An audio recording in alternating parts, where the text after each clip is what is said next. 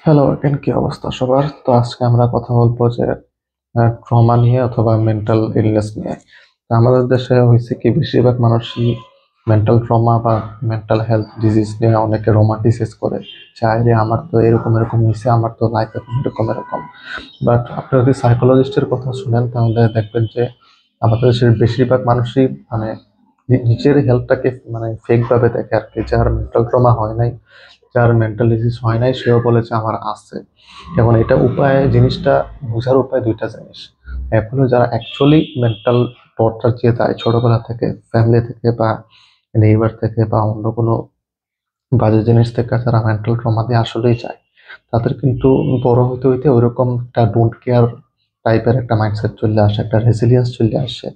মানে একটা ওরা বেশি স্ট্রং হয়ে যায়। তো আপনি যদি তাদের কোনো খারাপ সিচুয়েশনে দেখেন, দেখবেন যে তারা হ্যান্ডেল করতে পারে।